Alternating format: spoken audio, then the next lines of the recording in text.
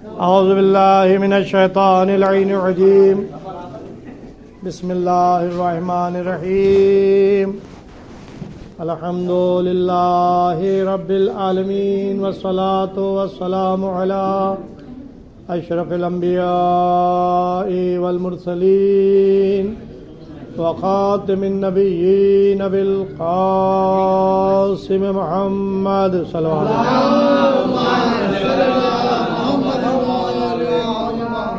وعلى اہل بیتہ طیبین الطاہرین المعصومین ولعنۃ اللہ علی اعدائہم اجمعین اما بعد فقد قال سبحانہ تبارک وتعالی فی قرآن مجید والفرقان الحمید وهو اصدق الصادقین وقولہ الحق بسم اللہ الرحمن الرحیم وجعلنا منهم أئمة يهدون بأمرنا لما صبروا صلوات محمد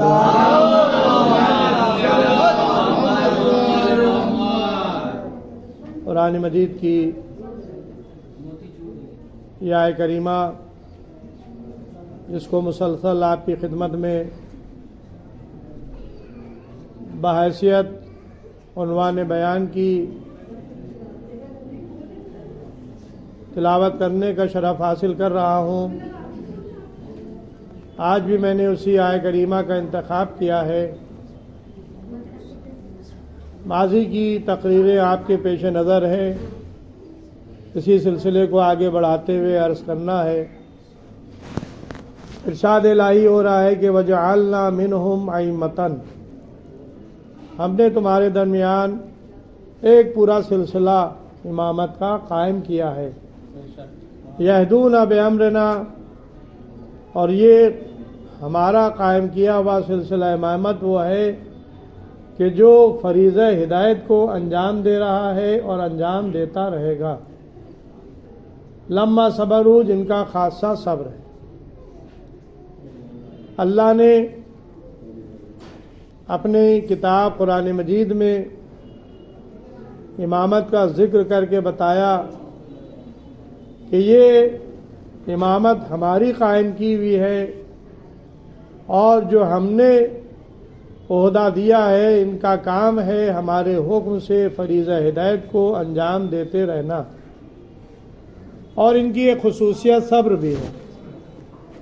عزیزوں، میں نے عرض کیا تھا کہ امام وہ ہوتا ہے کہ جب سے وہ دنیا میں آتا ہے علم لے کر آتا ہے، اس کو کسی کے سامنے ذان و ادب طے کرنے کی ضرورت نہیں پڑتی ہے۔ وہ پڑھانے کے لیے آتا ہے، پڑھنے کے لیے نہیں آتا، لہذا کوئی ان کو پڑھانے کی کوشش نہ کرے، ان سے پڑھے، طالب علم بنے، وہ علم عطا کریں گے۔ اب یہ ہمارے کیا کا نظام تعلیم ہے جو اسکولوں میں رائج ہے، جو مدرسوں میں رائج ہے، تھوڑا تھوڑا کر کے علم بچوں کو سکھانا، لینگویج کے لحاظ سے مختلف لینگویجز لیکچر ہوتا ہے، اردو سکھائی جاتی ہے، ہندی سکھائی جاتی ہے، عربی سکھائی جاتی ہے، فارسی سکھائی جاتی ہے، انگریزی سکھائی جاتی ہے، یہ ساری زبانیں سکھائی جاتی ہے، اور ان زبانوں کے ذریعے سے مختلف علوم پر درس دیا جاتا ہے۔ اب نظام تعلیم ہمارا کیا ہے؟ کم سے کم 6 سال کا بچہ ہو جائے تو اس کا داخلہ اسکول میں یا مدرسے میں ہوگا۔ معین کر دیا گیا، وقت معین کر دیا گیا۔ آپ 3 سال کے بچے کو لے کے پہنچ جائیں تو کوئی اسکول، کوئی مدرسہ اس کا داخلہ لینے کے لیے تیار نہیں ہوگا، آپ کو واپس کر دیا جائے گا کہ ابھی یہ کم سن ہے، ابھی اس کا داخلہ تعلیم کے لیے نہیں ہو سکتا۔ کوئی اسکول، کوئی مدرسہ بچے کا داخلہ نہیں کرے گا۔ سن معین کر دیا گیا، اس سن پر داخلہ کیا جائے گا۔ اور اسی طرح سے اگر کسی کو ہوش آئے، یعنی آنکھیں کھل جائیں کہ اب میں علم حاصل کرنا چاہتا ہوں، لیکن اس کی عمر تجاوز کر چکی ہے، تو تب بھی اس کا داخلہ نہیں ہوگا کہ بھائی بوڑھے کو نہیں لیا جاتا۔ یہاں پہ بوڑھے انسان کو، زیادہ سن والے سن رسیدہ کو کا داخلہ اسکول میں نہیں ہوتا۔ تو گویا نہ کم سن کا داخلہ ہوگا، نہ سن رسیدہ کا داخلہ ہوگا۔ اور پھر نظام تعلیم کا عالم یہ ہے، تھوڑا تھوڑا علم دیا جا رہا ہے۔ 10 سال گزر گئے، اب ہائی اسکول ہوا، اب 10 سال بھی نہیں، اب تو وہ مانتو اور کے جی اور نرسری اور کے جی، اس کے بعد پھر فرسٹ سے لے کے 10 تک، یعنی گویا 13 سال ہائی اسکول بچہ کر رہا ہے۔ 13 سال میں 13 سال پلس 6 سال 19 سال کا بچہ ہو گیا۔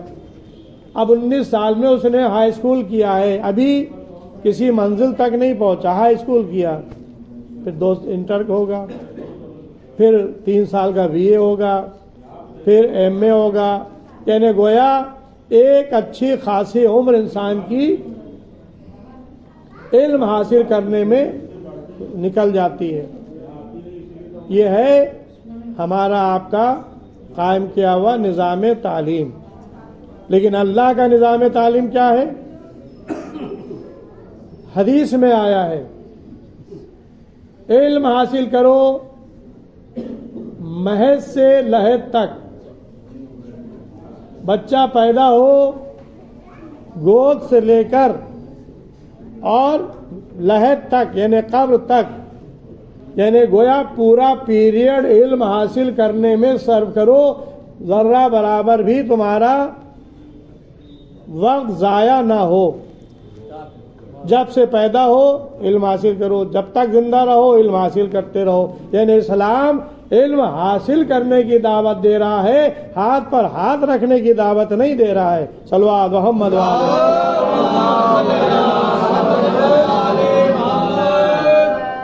اور علم حاصل کرنے کو فریضہ قرار دیا گیا۔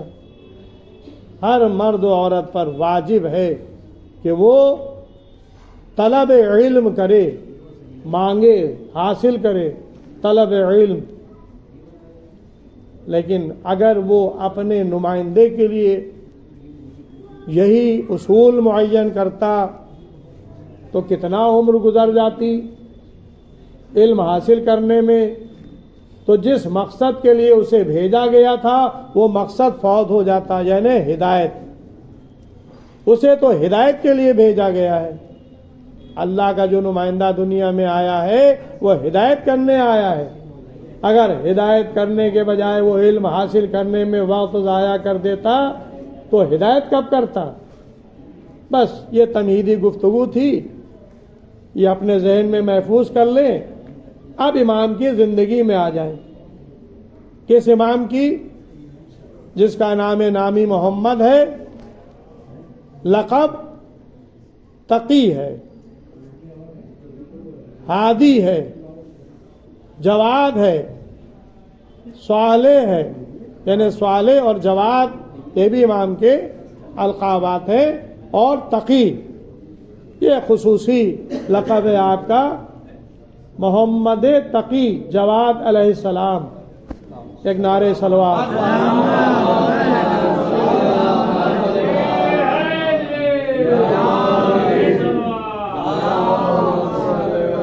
یہ امام دنیا میں کب تشریف لائے؟ 10 رجب 195 ہجری، 195 ہجری 10 رجب جمعے کا دن مدینہ منورہ۔ باپ امام علی رضا علیہ السلام، امام جناب خیزران، یہ آپ کا بائیوگرافی ہے۔ باپ کون؟ ہمارا 8واں امام علی رضا علیہ السلام۔ ماں کون؟ جناب خیزران۔ ولادت کب؟ 10 رجب۔ کس سن میں؟ 195 ہجری میں۔ کتنی عمر پائی؟ 25 سال۔ کب شہادت ہوئی؟ 29 ذی القعدہ 220 ہجری۔ یہ ہے امام کی بایوگرافی ایک نظر میں۔ اب آپ دیکھیں، مامون رشید نے امام علی رضا علیہ السلام کو سن 200 ہجری میں مدینے سے خراسان مشہد بلایا، 200 ہجری میں۔ نواں امام کب پیدا ہوا؟ 195 ہجری میں۔ امام کی رخصتی کے وقت نویں امام کی عمر کیا ہے؟ 5 سال۔ امام رضا علیہ السلام جو یہ سفر کر رہے ہیں، مدینے سے نکل رہے ہیں، جانتے ہیں کہ یہ میری زندگی کا آخری سفر ہے، اب مدینے دوبارہ آنا نصیب نہیں ہوگا۔ بظاہر وہ بلا رہا ہے ولی عہدی کے لیے، حکومت کی پیشکش کر رہا ہے، لیکن امام جانتے ہیں کہ یہ میری زندگی کا آخری سفر ہے، مدینہ سے جا رہا ہوں تو اب دوبارہ اپنے جد کی قبر پر آنا نصیب نہیں ہوگا۔ تو 8واں امام سن 200 ہجری میں آپ مدینے سے نکلے تو اپنا نائب بنا کر، کسے؟ 5 سال کے امام کو، امام محمد تقی جواد علیہ السلام کو اپنا نائب بنایا، مدینے میں چھوڑا، تبرکات ان کے سپرد کیے، اور آپ خراسان ایران کے لیے روانہ ہو گئے۔ اب یہاں مدینے میں ہمارے 9 امام ہیں، ادھر خراسان میں 8ویں امام پہنچے، ولی عہد کی پیشکش کی۔ امام نے اپنے علم امامت سے فرمایا کہ تو اسے ولی عہد بنا رہا ہے جو تیرے بعد زندہ ہی نہ رہے۔ جانتے تھے کہ یہ مجھ کو زہر دے دے گا، میں اس کے بعد زندہ ہی نہیں رہوں گا، تو یہ ولی عہد بنانے سے فائدہ کیا۔ بہرحال سیاسی حالات تھے، امام رضا علیہ السلام کو ولی عہد بنا۔ کتنے دن تک کے رہے ولی عہد؟ 1 رمضان سن 200 ہجری کو ولی عہدی کا اعلان ہوا، جشن ہوا۔ 3 سال 16 صفر یا 23 ذی القعدہ سن 203 ہجری، یہ امام علی رضا علیہ السلام کی شہادت کی تاریخ ہے۔ یعنی 2 تاریخیں ہیں، ایک 23 ذی القعدہ جو ہمارے کیا لکھنؤ میں رائج ہے ہندوستان میں، اور ایک 16 ذی القعدہ جو ایران وغیرہ میں بھی منائی جاتی ہے۔ تو بہرحال 2 تاریخیں امام علی رضا علیہ السلام کے لیے مشہور ہیں۔ تو اب امام رضا علیہ السلام کی شہادت سن 203 ہجری میں ہوئی۔ سفر کے وقت 9واں امام 5 سال کا تھا، باپ کی شہادت کے وقت عمر کتنی ہوئی؟ 8 سال۔ اب یہ 12 امامت 9 امام کے کاندھوں پر 8 سال کی عمر میں آ گئے۔ امام ظاہر ہے کہ اگر مدرسے میں پڑھ رہے ہوتے تو 4 5ویں کلاس میں ہوتے، تو اللہ نے بتایا کہ نہیں، ہمارا نمائندہ کسی کلاس کا محتاج نہیں ہے، کسی استاد کا محتاج نہیں ہے، ہم اس کو علم کل عطا کر دیتے ہیں۔ وہ وارث رسول ہے، وارث قرآن ہے، وارث انبیاء ہے، وارث ائمہ ہے۔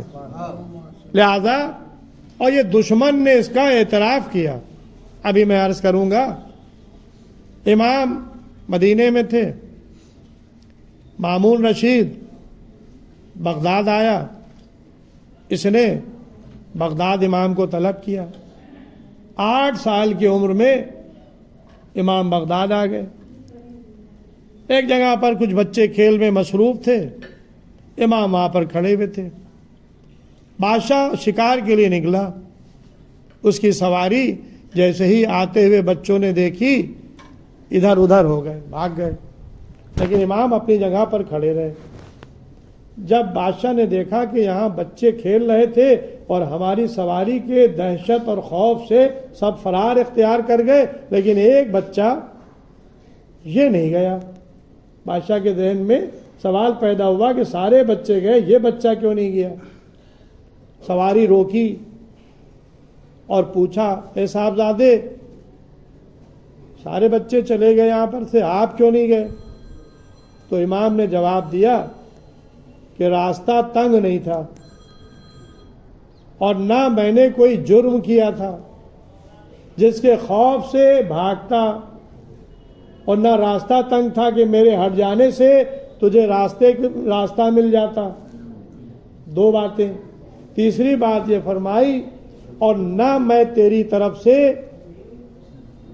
یہ گمان کرتا ہوں کہ تو بلا وجہ اذیت دے گا۔ یعنی گویا امام نے ایک اور جملہ کس دیا بادشاہ کے اوپر، ذہن کو جھجوڑ دیا۔ جیسے ہی امام کے یہ 3 جواب سنے، فوراً پوچھا کہ آپ کا نام کیا ہے؟ کہا کہ محمد۔ کس کے بیٹے ہیں؟ علی رضا کا۔ اب ظاہر ہے کہ علی رضا کو ولی عہد بنا چکا تھا، 3 سال رکھا تھا، زہر دیا تھا، تو چوکنا ہو گیا کہ یہ اگر علی رضا کے بیٹے محمد ہیں تو آیا یہ علم امامت کے حامل ہیں یا نہیں ہیں؟ یہ ان کے پاس عہدہ امامت ہے یا یہ عام بچوں کی طرح ہے؟ اب اس کا امتحان لینا تھا۔ چلا گیا، شکار کے لیے نکلا تھا۔ ایک باز اس کے پاس تھا، اس نے ایک باز کو شکار کے لیے بھیجا۔ تھوڑی دیر کے بعد باز واپس آیا تو اپنی چونچ میں ایک چھوٹی سی مچھلی دبائے ہوئے تھا۔ بادشاہ نے وہ مچھلی مٹھی میں لے لی، واپس پلٹا۔ پھر بچے کھیل میں مصروف دیکھے، سب چلے گئے، امام کھڑے رہے۔ امام کے پاس بادشاہ آیا اور آنے کے بعد کہتا، صاحبزادے یہ بتائیے میری مٹھی میں کیا ہے؟ اب یہ کیا تھا؟ یہ امامت کا امتحان مقصود تھا کہ آیا دیکھیں یہ بچہ امام وقت ہے یا عام بچہ ہے۔ اگر امام وقت ہوگا تو ہمارے سوال کا جواب دے گا، اگر عام بچہ ہوگا تو یہ جواب نہیں دے سکتا، کیونکہ مٹھی بند ہے اور غیب کا علم سوائے امام معصوم کے اور کسی کو نہیں ہے۔ یعنی اللہ جسے چاہتا ہے اسے غیب کا علم دیتا ہے، یا نبی کو دیتا ہے یا امام کو دیتا ہے۔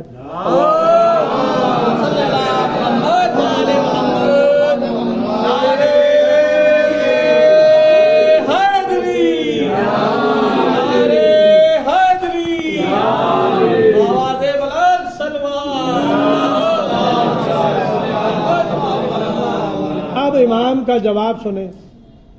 امام علم امامت سے جانتے تھے کہ اس کی مٹھی میں کیا ہے، لیکن امام کو قرآنی آیات کی تفسیر بھی کرنا تھی۔ وَكُلَّ شَيْءٍ أَحْصَيْنَاهُ فِي إِمَامٍ مُبِينٍ، ہم نے ہر شے کا احاطہ امام مبین میں کر دیا ہے۔ تو امام محمد تقی علیہ السلام اپنے جد کی تنہا اپنے دور کے امام مبین تھے۔ امام یہ کہہ سکتے تھے کہ تیری مٹھی میں مچھلی ہے، جواب تو صحیح ہو جاتا، کیونکہ وہ پوچھ ہی رہا تھا کہ میری مٹھی میں کیا ہے۔ امام کہہ دیتے مچھلی، بات ختم ہو جاتی، سوال اور جواب یہ دونوں ہو جاتے۔ لیکن امام نے قرآن کی روشنی میں جواب دیا۔ جیسے جناب موسیٰ علیہ السلام جب کوہ طور پر گئے ہیں اور اللہ نے ان کو معجزہ عطا کیا ہے۔ معجزہ کیا تھا؟ عصا، زمین پر پھینکو تو اژدہا بن جائے گا، ہاتھ جیب میں ڈالو تو چمکدار ہو جائے گا، جس کو ید بیضا کہا جاتا ہے۔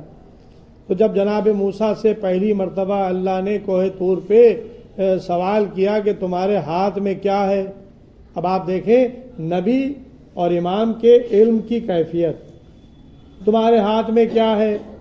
تو جناب موسیٰ کے ہاتھ میں عصا تھا، کہہ دیتے عصا ہے، لکڑی ہے۔ نہیں، انہوں نے کیا کہا؟ میرے ہاتھ میں عصا ہے جس سے میں پتے جھاڑتا ہوں، گوشت پندوں کو ہکاتا ہوں، تھک جاتا ہوں تو بیٹھ جاتا ہوں ٹیک لگا کر۔ یعنی اس سے جو کام لیتے تھے ان سب کو بیان کرنا شروع کر دیا۔ لیکن امام محمد تقی علیہ السلام نے جب جواب دیا، موسیٰ کا عصا ان کے کام میں جو آتا تھا اس کام کو بیان کیا، لیکن امام نے جو بیان کیا وہ اپنے کام میں آنے والی چیزیں نہیں بلکہ کائنات میں پھیلی ہوئی چیزوں کا ذکر کیا۔ فرماتے ہیں کہ اللہ نے زمین و آسمان کے مابین کچھ دریا ایسے پیدا کیے ہیں جس میں مچھلیوں کو پیدا کیا ہے. تیرا باز شکار کے لیے جاتا ہے اور مچھلی کا شکار کر کے لاتا ہے اور تو مچھلی اپنے مٹھی میں دبا کر ہم آل محمد کا امتحان لیتا ہے. بس جیسے ہی یہ سنا مامون نے بڑھ کر سینے سے لگا لیا تاکہ بے شک آپ امام وقت ہیں اور علی رضا کے فرزند ہیں. صلوات محمد.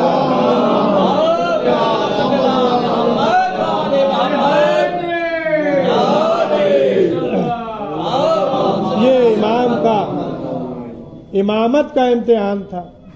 اب آئیے علم کے بارے میں. دنیاوی امام کو بادشاہ نے اپنے سواری میں بیٹھا لیا اور لے کر محل کی طرف روانہ ہو گیا. جیسے ہی محل میں امام پہنچے لوگوں نے دیکھنا شروع کیا کہ یہ بادشاہ اپنے ساتھ کمسین بچے کو لے آیا. یہ کون ہے؟ تشویش پیدا ہوئی. پوچھا بادشاہ سلامت یہ کون ہے بچہ آپ کے ساتھ؟ کہا کہ یہ محمد ہیں.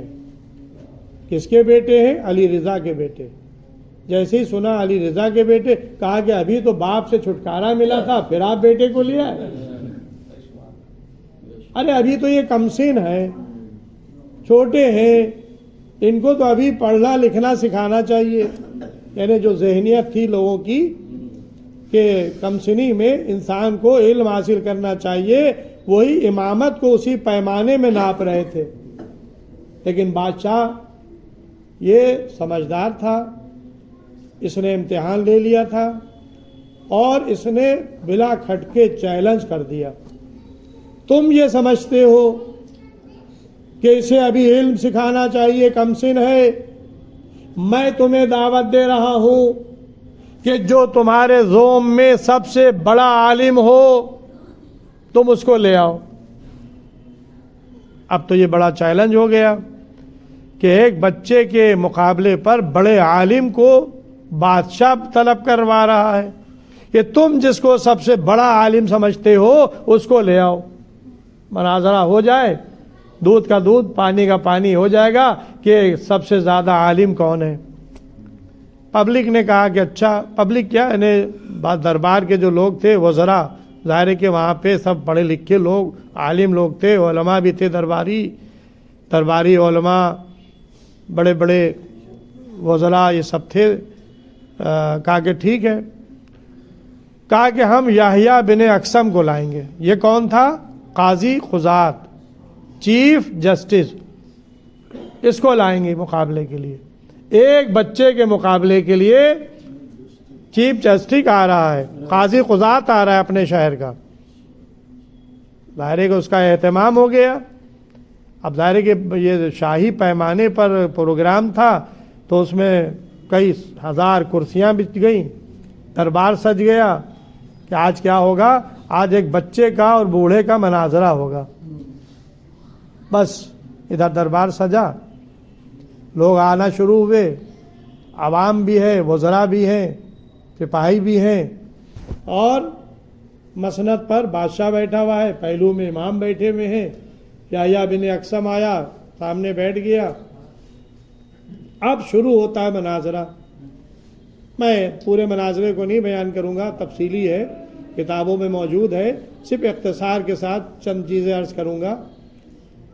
مناظرہ اب شروع ہوتا ہے.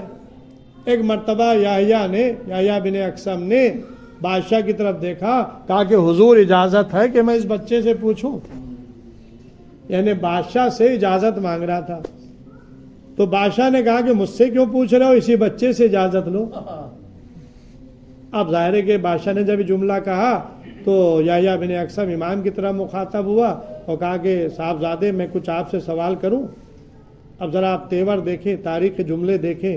کہا کہ جو پوچھنا ہے پوچھ لو.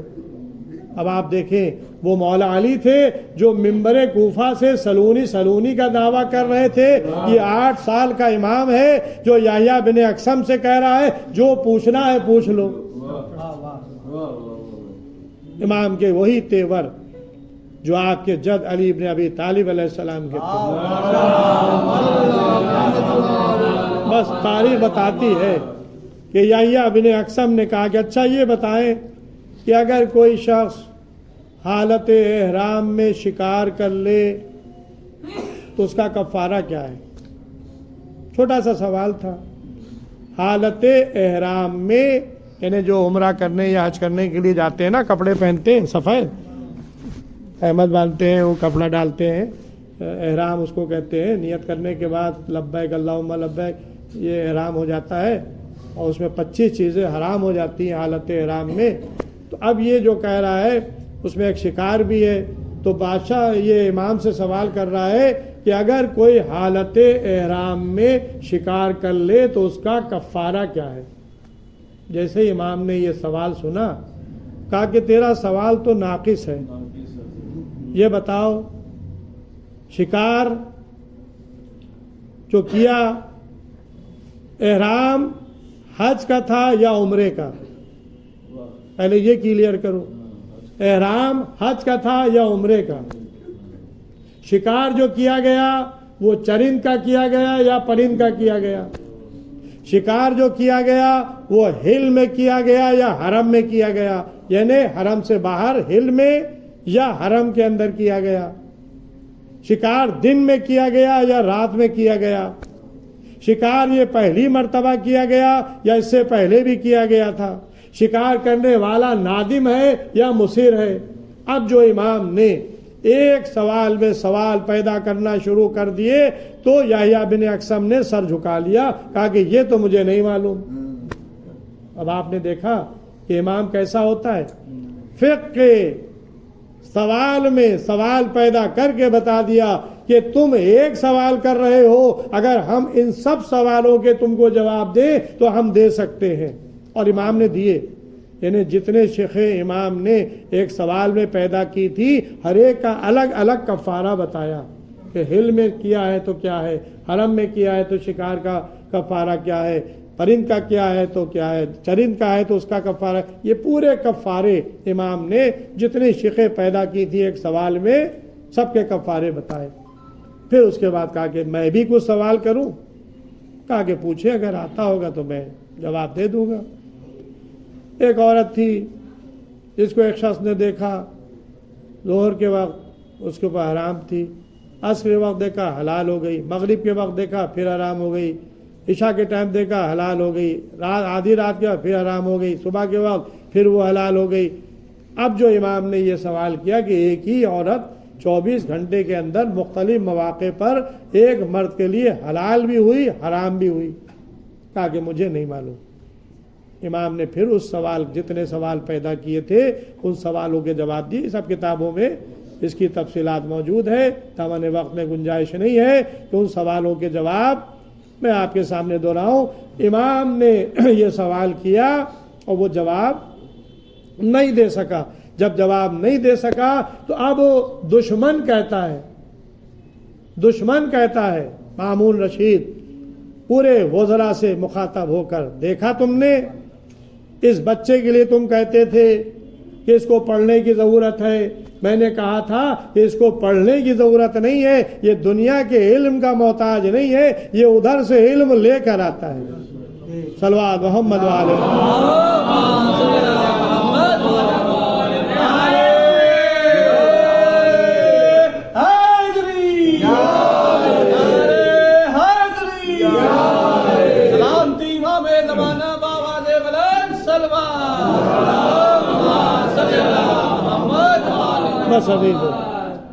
اسی مجمع میں اسی نشست میں مامون رشید نے یہ فیصلہ کیا کہ میں اپنی بیٹی ام الفضل کا نکاح امام کے ساتھ کروں گا. اسی وقت اس نے اپنی بیٹی کا نکاح کر دیا. امام نے اپنے نکاح کا خود خطبہ پڑھا. آج مولوی حضرات جو نکاح کے موقع پر خطبہ پڑھتے ہیں وہ ہمارے آپ کے نوے امام کا انشاء کیا ہوا خطبہ ہے. الحمدللہ قرارا بنعمتہ ولا الہ الا اللہ اخلاصا لوحدانیتہ.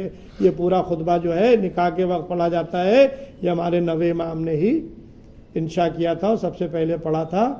تو امام نے خطبہ پڑھا اس کے بعد امام کا نکاح ام الفضل کے ساتھ ہوا. یہ امام علیہ السلام ہیں. 25 سال آپ نے عمر پائی. آپ کی ولادت 10 رجب سن 195 ہجری میں ہوئی. آج خوشی کا موقع ہے. ظاہر ہے کہ 2 جملے اور کہنا ہے ورنہ بات ادھوری رہ جائے گی. امام علیہ السلام مدینہ منورہ میں پیدا ہوئے. تفصیلات موجود ہیں, اس کو چھوڑ رہا ہوں, لیکن ایک اور ذکر کرنا ہے اور وہ ہے ہمارے آپ کے شہزادے جناب علی اصغر علیہ السلام. یہ کربلا کا مجاہد اعظم ہے. کم سن, سب سے زیادہ کم سن ہے. اللہ نے عجیب نظام رکھا ہے. امامت میں سب سے کم سن 9 امام محمد تقی علیہ السلام 25 سال کی عمر, اور کربلا کے شہیدوں میں سب سے کم سن جناب علی اصغر علیہ السلام. 6 مہینے کے, آپ یہی تو سنتے ہیں نا کہ 6 مہینے کے جناب علی اصغر تھے. اس لحاظ سے اگر 10 رجب کو جوڑا جائے کہ 10 رجب کو جناب علی اصغر علیہ السلام کی ولادت ہوئی تو 10 رجب سے 10 محرم تک پورے 6 مہینے ہوتے ہیں. بس اس بچے کے بارے میں مجھے زیادہ عرض نہیں کرنا ہے. اتنا عرض کرنا ہے کہ یہ بچہ کربلا میں آیا تھا تو اپنے مقصد کے ساتھ آیا تھا. مدینے سے چلتے وقت امام حسین علیہ السلام نے جناب علی اصغر سے بتا دیا تھا کہ اگر تم مدینے میں رہ گئے تو کربلا میں حجت کون تمام کرے. وہ بچہ جو مدینے میں کسی کی گود میں نہ جا رہا ہو, لیکن باپ نے جیسے ہی علی اصغر کے کان میں یہ کہا فوراً ہمک کے علی اصغر باپ کی گود میں آ گئے. یعنی گویا بتا دیا کہ ہم موت سے نہیں گھبراتے, ہم آپ کے ساتھ کربلا قربانی کے لیے چلنا چاہتے ہیں.